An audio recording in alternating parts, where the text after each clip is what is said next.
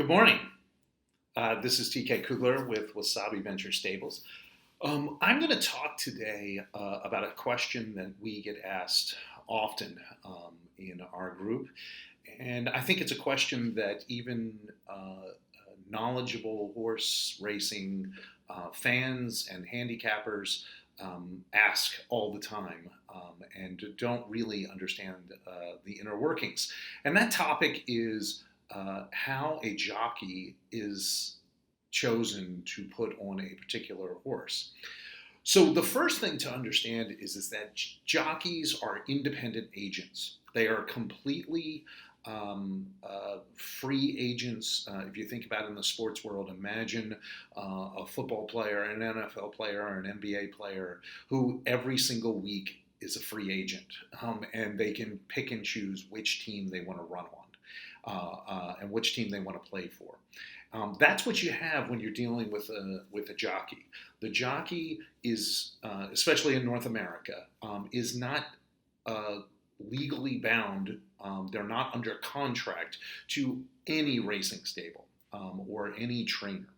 So that's the first aspect. The second aspect is to understand that trainers are generally independent contractors too. So you have two sets of independence agents who are trying to make a match and to determine who's on any given race.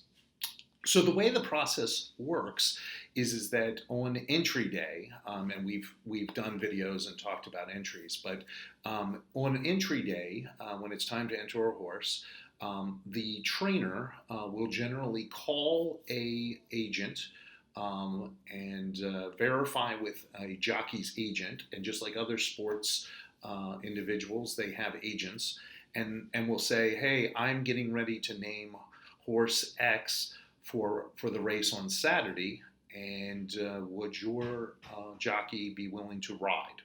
At that point, the jockey agent will say yes or no or whatever the case may be, and that is called the first call up. So that's the first choice for that. And then usually you, as an owner or a trainer, you pick a second and a third choice as well, because you never know if the first choice is going to happen or not from a jockey. So once you pick that, once that happens, the next step is that the drawing happens, the race is selected, and then they will announce. Now, as an owner or a trainer, you may have talked to that agent, and the jockey may have said, yes, I'll ride your horse. But lo and behold, an hour later, they may get a call and get another horse and say, boy, that horse is a better choice for me. I'm going to take that one. Now, the smart and honorable, if you will, agents or jockeys will then call the original trainer that they committed to back and say, hey, listen, I had to make a commitment over here. You should go with your second choice. That doesn't always happen. Sadly. So, and when that happens to you, it's called getting spun. So the owner, the jockey or the jockey's agent spun you. They said yes, and then lo and behold, they actually meant no, because they got a better offer. Now, the crazy thing is that there are lots of politics going on. It's not as simple as, hey, I chose this race. As a jockey, I'm going to choose this race, because you may do a favor for a trainer who has a ton of horses and pick a horse that you don't think is as good, because you know that if you don't ride for that trainer today, you don't get to ride their good horses the next day. So there's a lot of politics going back and forth, and I don't want to portray that jockeys are the only ones that do things that are sort of dishonorable, or jockey agents. Many trainers will actually spin jockeys. Will tell them, yes, I'm going to give you this mount, and lo and behold, they give it to another rider when they announce it, and that jockey is set in the wind and doesn't get a ride for that race. So there's a lot of that politics going on. I just want to spend a couple more seconds and talk about how we do it at Wasabi Venture Stables. The key that I always tell people as the owner and manager of the stable is I generally leave jockey choices to the trainers in question.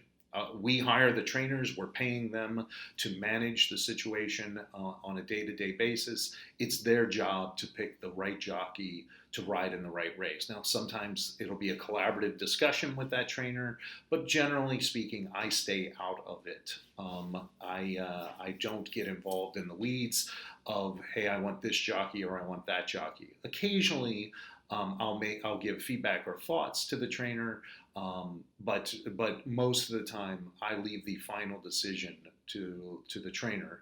Think of it as sort of the way a general manager in football and a head coach work.